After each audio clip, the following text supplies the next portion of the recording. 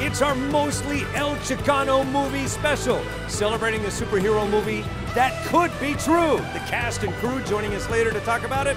Also, we'll celebrate Us at the box office this weekend, the highly anticipated follow-up to Get Out. Also, Captain Marvel not getting out, #1 for the 3rd week in a row, $780 million, still going strong. Brie Larson, Sam Jackson, and the rest joining us. That and more on this edition of Extra Butter. Hey, thanks for that, Isaiah. It's a show where we talk about movies kind of the way you talk about movies. But today, not just any Extra Butter, it's a special edition of Extra Butter because it features these guys! Yeah! I brought your beverage, sir. Oh, thank you very much. So who are they? Let's get to know them. To my right, my longtime friend, though he denies it constantly, it is the writer, director, producer, Joe Carnahan. Thank you very much. All right. What's your handle? The lovely Aimee. Oh, at Carno Joe. Yeah, got the right your At Carno Joe. Miss Aimee Garcia. Aimee Garcia. Aimee Garcia, the #4, Reels with a Z. Oh, Jesus. Ben Hernandez Bray. Handle is Boxer Bray 10. Yeah, right? Yeah. Yeah. And YouTube extraordinaire. And Gloria with 2 A's. Nice and pretty. All right, guys. It's so awesome to have you here to celebrate El Chicano. We're talking May 3rd, Cinco de Mayo weekend. Yes. This movie launches. Yes. Very excited about it. As we are. All right, so coming up in a moment, we got some clips we're going to show. We're going to be taking you deeper into it, but just thanks for being here. Well, Thanks for having us. Yeah, we got Good time popcorn. already. Yeah, we got popcorn. And beverages. As we get to your movie, let's talk about what's crushing it right now at the box office, and that, of course, would be Captain Marvel. Brie Larson, Sam Jackson, bring it. What are our thoughts about it? Why do you think this movie is doing so well? Because the most powerful superhero in the world is a chick. Female. Yeah. Somebody other than me said it. Yeah, and there's an awesome cat. Yeah. The cat's awesome. Yeah. The cat might steal the movie. What a jerk I am that I didn't bring up Goose. This movie is all about the goose. Yeah. I mean, we can't ruin the big spoiler. Did I just ruin the big spoiler? No. With But this- there's an interesting Samuel Jackson, Nick Fury, what happened to his eye story, which is quite interesting. I don't want to ruin it. I don't want to ruin it if you haven't seen it. I think what surprised me about this was Captain Marvel and Fury's relationship. This plays like a buddy picture, a road trip buddy picture almost. Yeah. Savanna, Deaton sat down with both of them. Take a look. What did Captain Marvel teach you? I think just getting the chance to be her for so many hours every day, it just, that sense of inner strength and ownership of yourself just sticks with you. I don't know. I think it does something to your brain where you like start to believe it because you're just living it. So even when the movie was over, there's a certain like rootedness I feel in myself now. How much fun was it to reprise your role as Fury? It was different and refreshing. I didn't have to be, the hard-bitten, kind of world-weary Nick Fury with a chip on his shoulders, kind of a, guy who has a desk job who all of a sudden has an interesting assignment, go to see what this is, and it turns into something really kind of wacky and out there and like, wait a minute. And, Nick Fury meets his first alien, so it's like, okay, there are people from other places and they're stronger, faster, and we need to do something about that. Love Sam Jackson. All right, who here has had experience with Sam Jackson? Obviously, I've talked to him because I do the junket stuff, but you've worked with him. I have. I was in RoboCop with him. I've also golfed with him for multiple celebrity golf tournaments. He's great. He's fun. His wife is hysterical. His wife and I, they always have like gift rooms. Right. And his wife and I are always like, yeah. And then one thing that was really funny, because he's really good friends with George Lopez. Yeah, of course. Who I did, his show forever. And his wife went antique shopping. And his wife and George's wife at the time were just waiting and waiting. Like, should we go shopping? And she's like, oh no, I'm waiting. For me, antique shopping is a castle. And Sam was like, and now you know why I make snakes on a plane. That's right. Got to get that antique money. Yeah. Better stories than mine. Yeah. We need these MF and money, these MF and antiques. Nice. Sam told me one time that he picks 50% of his roles so that he can take wardrobe. Did you find him taking any wardrobe? That's funny. Now That's that you funny. mention it, I'm having a He Kaiser did. Sose moment. He did. I think I he worked with did. him on Lakeview Terrace. Right. At that time as a stunt coordinator, second unit director, and he did. I remember one of the last few days we were working on the show, he had two assistants, like had a nice stack of clothes. Yeah. By the way, that's looked at me side. Oh, that's why you do movies. That's why you do movies for free stuff. Yeah, It's the perks, guys. The perks. There you go. And we'll be seeing more Nick Fury in Endgame. It looks to be awesome. Speaking of awesome, Jordan Peele bringing it again. Can you guys stick around and talk about us? And we'll be talking about El Chicano in moments. It's our mostly El Chicano special of Extra Butter. We'll be right back. And welcome back. It is Extra Butter, our mostly El Chicano special with the cast and crew of El Chicano. It is Benjamin Bray Hernandez, the writer-director of it. One of the stars, George Lopez, still in the bathroom. Aimee Garcia, thank you so much for hanging out with us. And the lovely and talented Jill Carnahan. Well, you really threw that one away. And that's it. And Joe? Was that your name, Joe? Yeah, and question mark, I Joe? ran out of breath. And by the way, our YouTube extraordinaire, Hi, guys. Maria Gloria. I'm here too. How many times a day do I talk about this guy? So many times a day. If you talked about you as much Now as the I restraining talked order part of it, or just the right? I think he's brought up his wife maybe twice. He's Right. brought you up millions of times. That's priorities. That's Yeah. priorities, everybody. and I bring up my attorney from time to time. All right, so with that said, right, speaking of Lucifer, which I wanted to get to, congratulations, by the way, on that. Thank you. It's got a revival. Yeah, we resurrected from the dead. How'd that happen? Amy did it by herself. No, I mean, largely you are responsible for that. Well, you got a it fan was base. it was a team effort. Our headliner Tom Ellis was very fervent too. But yeah, we were literally dead, and I call our fans little angels. So thank you. Aww. All over the world, from Romania to Australia to New Zealand to Japan to Brazil, they literally voted with their phone. And they tweeted, "Save Lucifer," and within 24 hours, 8.5 million people around the world hashtag Save That's Lucifer. amazing. 30 days later, Netflix took notice, and they're like, you know what, we're going to give you a season 4. So thank you, Netflix. Thank you to our fans. And they were little angels. Congratulations! Kicking butt. All right, so Well, let's do talk your about thing, us in Twitter. a moment. I'm going to tell you why they're here. El Chicano, if you remember nothing else from this discussion today, Cinco de Mayo weekend is going to be excellent because you launch yes. on the 3rd? On the third. third, On the yeah. third. Yep. All right, so launching this week is Us. Jordan Peele is back at the box office. It's his follow-up to Get Out. I have seen the movie. You guys are talking in anticipation of the movie. I'll launch this on you. Very much the duality of Get Out exists in this movie, Us. Really? Is that what you're looking forward Which to? is kind of amazing. I mean, listen, I thought Get Out was so phenomenal in breaking every kind of conventional narrative norm. Right. And what was funny is when you go into producers or you go into studio executives' offices after the success of Get Out, you'd hear like, we want something like Get Out, knowing Yes. that you never would have greenlit Get Out. Right. You Right. never would have made that Exactly. movie. So just in the success that I thought was fantastic, it showed that audiences wanted something very smart and something very original.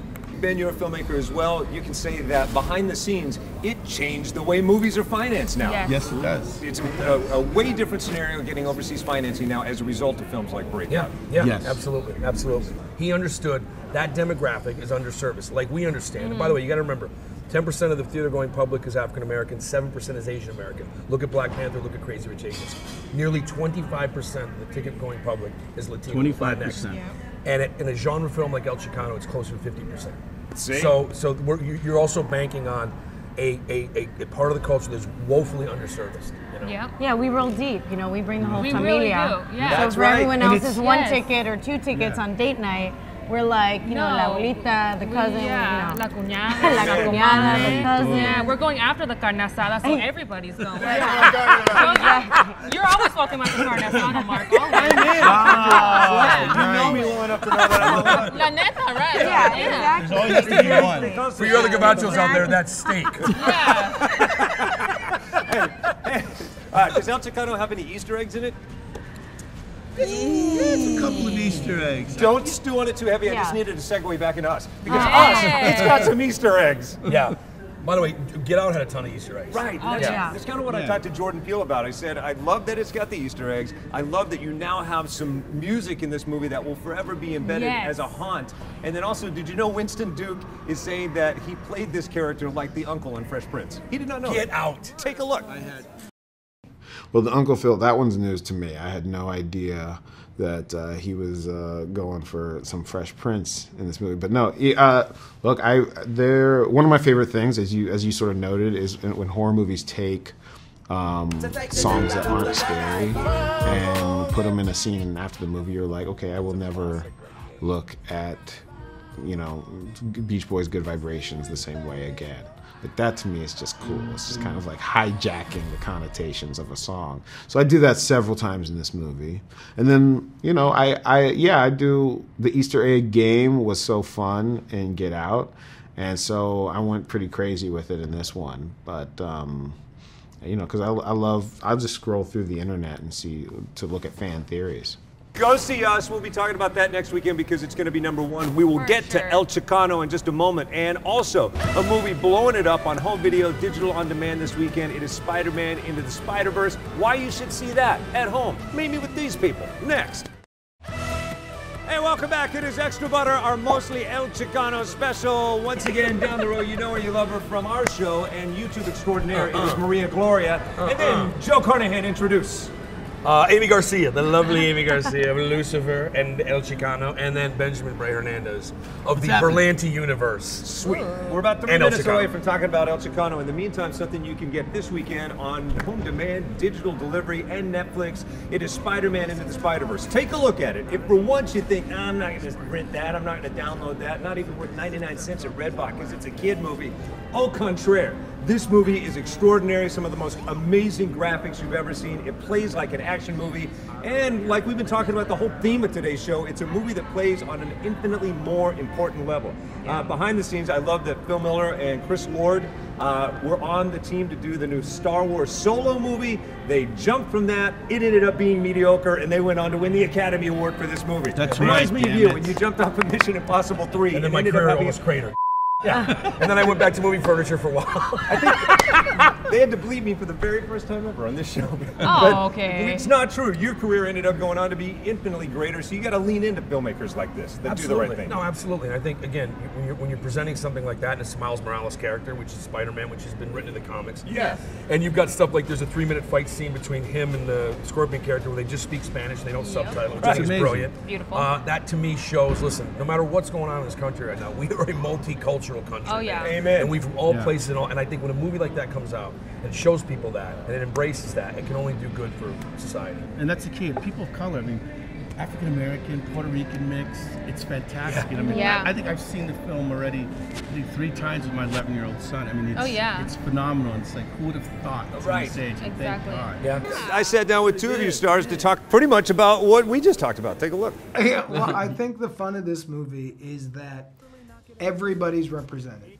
And it's really nice to have a new Spider-Man of color, and it's really nice to have a new Spider person who's a woman. Yep. And it's also really nice to have your good old-fashioned white old Spider-Man as you know him. And it's nice to see him grown up a little bit. So I kind of like about this movie that it's kind of for everybody. There's somebody in this movie that you could say, that's my person. Yeah. That's my Spider-Man. What has been the most rewarding part of it for both of you so far? Well, honestly, just hearing about people's children. It might be one of the most rewarding parts for me, and how influential this movie is going to be for them. All right, guys, you ready to talk about El Chicano? Yeah. Let's do it. All right, grab, fill up, refill your soda, get that done, because in 2.5 minutes, we will talk about this movie. In the meantime, shout out to the men and women of America Forces Network, watching 168 different countries worldwide. Thank you very much. Serving the USA. We'll be right back. It's one of the hottest movie shows in all the USA, and it's moving up 5 minutes. The only reason I'm doing Casey Kasem is because this guy, Joe Carnahan. Why did we make me do that? That is the greatest impersonation. I have you do it. I've been having you do it for 20 years. It's great. I used to love doing Casey Kasem until I started doing it and started getting more often than not, who's Casey Kasem? You got to be a certain age to get old Casey Kasem. I do a Ryan Seacrest. This American films. All right. Reading up valuable time. Look, we got real estate burning right now because we got to talk about El Chicano. Let me start by celebrating the people at the table. This guy will not admit it, but he is my friend and has been for many years. Joe Carnahan has brought you some of the greatest, most revolutionary action movies of all time, and for the depth of his career has been celebrating people of color. If you look at people that you gave Alicia Keys her very first acting choice, Common, one of his best roles yet. And also his first gig. Yeah, and you just keep going. So there's Joe Carnahan of A-Team fame and of Smokin Aces fame, Narc fame, and then some. Over here, the lovely and talented star of the resurrected Lucifer, ladies and gentlemen, Aimee Garcia. Also, George Lopez, you kind of cut your teeth on that show, the George Lopez show. I did, yeah. He's like an uncle in real life. Brie Hernandez is a remarkable second unit director and is amazing in everything he puts his hands on, including El Chicano. But I should probably point out that Bradley Cooper probably would not be able to throw a decent punch on film if not for your teachings. That's right, right? damn it. That's right. No, I taught him how to do like a straight overhand right. There you go. Not telegraphed.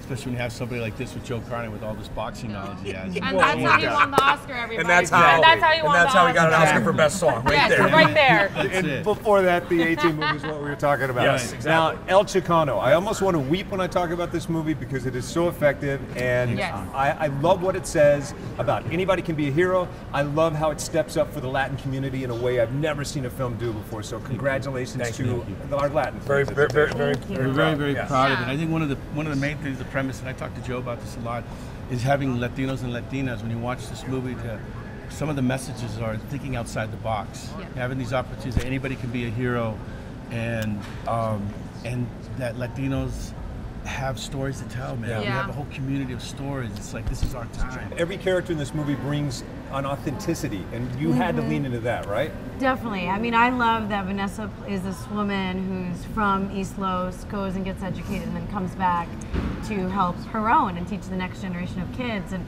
it really is a historic movie. I mean, we have not had a mostly all Latino cast in a superhero movie ever. Right. But it's been 20 years since Selena and La Bamba and Mi Familia, and yet we are 25% of ticket buyers. Yeah. So we're represented on screen, I think it's 3%, and yet we're a quarter of movie sales. So I'm really proud to be part of this story that really reflects the people that go and bring their whole family to see these great stories. So it's like a double win. Yeah, it really is. I'm just so excited. I showed my dad the trailer to this movie, and the last 3 movies I took my dad to, he fell asleep because he's very picky. But he said, Yoya, take me to this movie because I'm so ready for La Balacera. Because there's a lot of that. There's a lot of action in this movie, and he's like, I'm so ready to see a lot of more people like you and like me and like your brothers on screen. And this is a story. I love that. And this is a story about brothers. This is a story about family, and this is a story that has voices and just so much to tell in the most authentic way. And I have to thank you from the bottom of my heart. Because you're opening up doors. I might cry a little bit. I'm gonna make me cry too. Don't make me cry. I'm Latin. I can cry. You're opening up doors for little girls like me who watched movies with her dad and could never say, "Oh, she looks like me," and she's the star. So thank you very much. Thank you so very much. And for my dad, thank you. Wow. So thank you. I see you tearing up, and I apologize for seizing this moment. But when Joe showed me the trailer for this in Atlanta a few months ago, he told me the backstory that if not for something tragic with your brother, this story might not be being told. It was an unfortunate situation.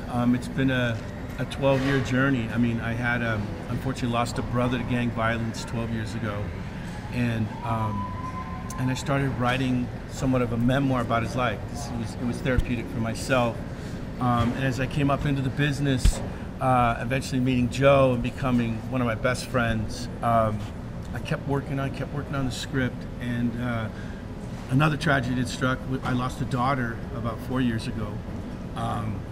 Without me getting emotional about that. Joe, being my best friend, said, "Hey, listen, the same thing you did when you initially started writing this idea about El Chicano. Maybe it's time now, as crazy as it sounds, to finish this and not only dedicate it to your brother, dedicate it to your daughter." Yeah. And so I had a friend in New York, lived in the financial district, 1-bedroom apartment. Once I took care of my family, I went out there for 4 weeks, and I wrote in the dark, wrote 185 pages of this crazy memoir. I put all my heart, all my soul into it, which is what Joe wanted me to do. I came back to LA. He looked at everything. We got together. He had a place out in Palm Springs, and we spent the next 2 weeks crying, hugging it out, tequila shots, and we came out with these amazing 125 pages that represent my family, and each one of those characters are somebody that I grew up with in the industry, and not only in, I'm sorry, not in the industry, in the neighborhood. Yeah. And then while all this was happening, we finally got the money and everything together. My mother passed away suddenly, who was a big fan of this, and mother playing, you know, Savanna, played by Marlene Forte. Awesome. Everything, it's weird how just everything kind of and we started shooting on her birthday. On her birthday. On his mother's birthday. It just happened. Poetic. Yeah. And so, and it, and you know, it's like, it's crazy. It's crazy. It's a blessing that this is getting done. And then during that process, working as a television director, and then meeting Aimee on Lucifer, directing her, and I just knew it's like everything was falling into place. My wife is fond of saying, like, there are angels around this movie. Oh yeah. There are angels around this movie. You know, which I think is so true. You know, absolutely. And I think that's what makes us. It's like you have a symbolically personal story, right? When have you had a superhero that's based on something that really happened in real life? It's not totally fictional. It's so emotional and personal to Ben. You have, you know, Academy Award-winning action, you know, like heavyweight over here, and then you have this incredible story that people, whether everybody you're can a guy or a relate girl, to. can Everybody relate can relate to. to. It's something that's never happened before, especially in a superhero movie. So it's a really, really special, character-driven story that is heart and action. This movie is born of angels, it's born of friendship, it's born of kind-hearted, like-minded people that you pull into your circle, and we celebrate El Chicano Cinco de Mayo weekend, May 3rd. Awesome action, great heart, and we'll keep championing this. That's great. Thank you, brother. Yeah, social media, shout out. Where do we find you guys so we can hear more about El Chicano? Carno Joe. Aimee, Aimee Garcia, #4, Reels with a Z. Jesus. At Boxer Bray 10. And Maria Gloria. Got it. Then you can find us at TV Marquez Sound. And don't forget, it is El Chicano Movie on Instagram, and follow us on Facebook, Extra Butter TV. Have yourself an awesome weekend. Don't forget El Chicano, May 3rd. Thanks, That's right, Right after the carne asada. Everybody's we're all going. I'm ready for the carne asada. That's great, bro. Thank you so much.